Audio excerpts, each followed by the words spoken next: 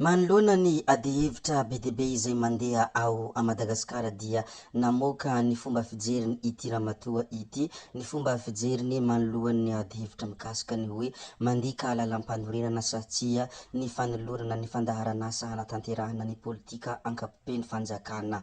Harantsika moa ny fanehoan-kevitra izay nataony sy ny fomba fijery izay ananany manoloana izany adihevitra izany. Famelohany izany aloha dia azadiny ny me-abonné ny chaîne-natsika, azadiny ihany koa ny manao j'aime ny vidéo noho ny farany dia aza adinoina ihany koa ny mametraka ny commentaire.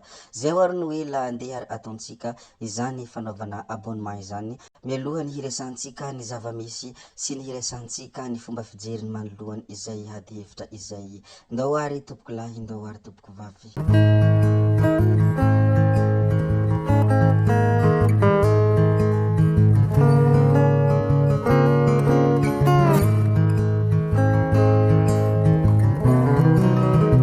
Tatoato zay dia samy naneho hevitra daholo ireo mpaneho hevitra, eny na ireo izay tsy mpaneho hevitra matetika aza dia naneho hevitra ihany koa noho ny zava-misy ao a Madagasikara. Ndeha ary hijerevantsika kely ny fanehoan-kevitra izay nataony Hajo Andrianarivelo. Toy izao moa ny hafatra izay nomeny Hajo Andrianarivelo: ataonareo kilalaon-jaza mihitsy ilay fiainam-pirenena. Roa herinandro lasa izay dia nangataka ianao Andriamatoa Saint Christian hoe ahemotra ny fifidianana ben'ny tanàna sy ny mpanolontsaina satria mbola tsy tafatsangana ny gouvernemanta vaovao. Izao ndray anefa dia noraisinareo gouvernemanta efa nametra-pialana ihany ilay didim-panjakana mampiantso ny mpifidy. Tsy mitombona indray ane izany ilay fangatahana fanemorana fifidianana izay nataonareo hoe hoy ny hafatra izay nambarany Hajo Andrianarivelo: fanaovana tsinotsinona ny fifidianana ary fanaovana tsinotsinona ny commune izany ataonareo izany, kanefa ianareo samy miresaka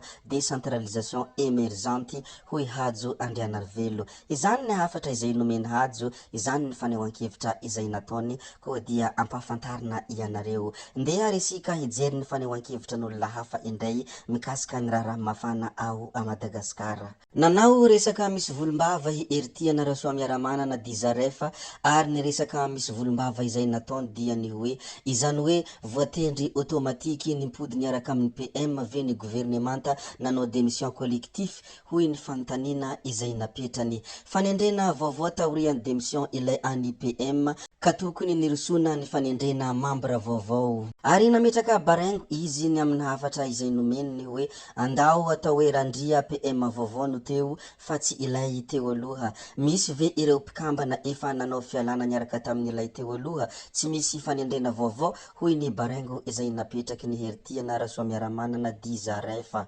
Ary taorian io resaka nataony io moa no nilazany hoe ny programme de mise en œuvre de la PGE ilay vakian'ny PM efa ao zany ireo département hanao azy nandrafitra niaraka hoy Zarefa rehefa nilaza ny mikasika ny PGE. Etsy andanin'izany ihany koa dia somary mahitsihitsy sy mivantambantana ny hafatra izay nomeny Fanirisoa Erinaivo. Nilaza moa Fanirisoany hoe fa inona mo zany no antony tsy hanendrena ny mpikambana ao amin'ny gouvernementsay vaovao. Efa fantatra fa ireo ministra teo aloha ihany no mbola ho averina ao ankabeazany, ary miampy ireo tontakely récupéré avy any rehetra any dia maninona raha mba manao zavatra ara-dalàna. Zao lasa hoe cas de force majeure le tsy fisian'ny mpikambana ao amin'ny gouvernemanta hoy Fanirisoa. Kanefa rehefa hanao conseil de gouvernement ry zareo dia lasa misy ministre démissionnaire tampoka miverina manao conseil. Ny any amin'ny farany indrindra nefa tsy latsa-danja moa no nolazany Fanirisoa Erinaivo hoe mety ve raha mametra-pialana Intsay sy Rajoelina rehefa tsy vita ny hanangana gouvernemanta fa efa maika be ny fampandrosoana any Madagasikara. Tsy afaka miandry fitondrana tsy tafapetraka ohatr' zao. Ino moa ny hafatra izay nomeny Fanirisoa Erinaivo, somary mivantambantana sy mahitsihitsy ny fanomezany iny hafatra iny ho an'ny Saint Christian sy Andry Nirina Rajoelina. Mafana de mafana moa ny fanehoan-kevitra ireo izay mpaneho hevitra, eny na ireo tsy mpaneho hevitra aza dia naneho ny hevitra araka izay nolazaiko teny am-piandohana teny. Tsara koa ny mampahafantatra fa nivoaka ny efitrano fivoriana ny deputé ny fanoherana rehefa hanomboka hampahafantatra ny politika ankapobeny fanjakana ny premier ministre dia nivoaka ny efitrano fivoriana teny Tsimbazaza ireo deputé ny mpanohitra rehetra. Tsy manara-dalàna hoy izy ireo ny fanolorana PGE raha mbola tsy voatendry ny ministra, ka izay no antony izao fa nampanky filan-kevitra izy ireo izao. Aorian'ny fananganana ny gouvernemanta no tokony hanolotra azy hoy izy ireo hatrany raha nandray fitenenana nanoloana ny lehiben'ny gouvernemanta. Ohatrany mitovitovy daholo raha dinihina ny fanehoan-kevitran'olona be dia be mikasika an'io raha malaza io, fa Ilalatina kosa dia manana fomba fijery hafa manoloana ny ady hevitra mikasika ny hoe mandika lalam-panorenana sa tsia ny fanolorana ny fandaharana asa hanatanterahana ny politika ankapoben'ny fanjakana. Manoloana ny io fomba fijeriny io moa no nilazany ny hoe marina ny hoe araka ny andininy faha 7 ao amin'ny lalam-panorenana dia mila manolotra fandaharana asa fanatanterahana ny politika ankapoben'ny fanjakana ny praiministra eo anoloan'ny parlemanta ao anatin'ny 30 andro aorian'ny fanendrena azy. Izany hoe hoy Ilalatina marina ilay hoe ny praiministra no teneniny io andininy faha 7 io fa tsy ny gouvernemanta hoy izy hatrany raha nanao ny fanamarihana. Fa ny zavatra marina sy tsy azo lavina ihany koa anefa hoy izy ny hoe tsy maintsy vakina miaraka amin'ny andininy faha 13 sy 15 andalany voalohany sy faharoa ary ny andininy faha 14 ao amin'ny lalam-panorenana io andininy faha 7 eo ambony io. Mbola nitomo ny hafatra izay nomeny ny hoe ary raha lalan-tsainy fanaovana lalàna dia ny andininy faha 13 sy faha 15 ary faha 14 tokoa no alohan'ny 7. Izany hoe mila vakina mialoha sy raisina ireo andininy 3 ireo raha maky ny andininy aty aoriana amin'ny faha 7. Araka io andininy faha 14 farany io dia tokony ao anatin'ny filan-kevitry ny gouvernemanta izany no hanapahana ny PMO ho an'ny PGE izay filohan'ny republika no mamaritra azy.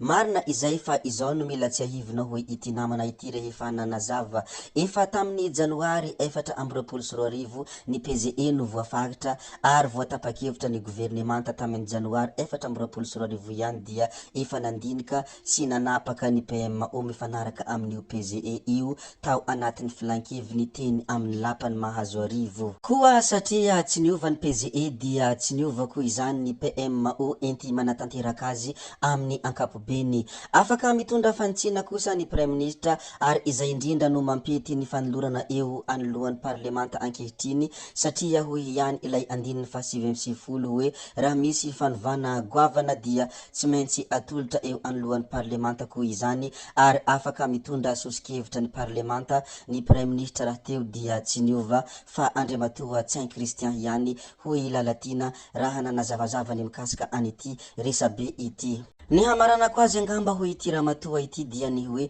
tsy nisy fandikana lalam-panorenana fa voahaja daholo ireo andininy rehetra ireo na mbola tsy misy gouvernemanta vaovao mitsangana aza. Ankehitriny dia afaka soa aman-tsara manolotra ny PMO eo anoloan'ny rafitra mpanao lalana vaovao ny praiministra androany zoma 7 sy ny alatsinainy 12 aogosta 2024. Izany ny fanazavana mikasika io izay niteraka resabe io avy amin'ny Ilalatina Rakotondrazafy.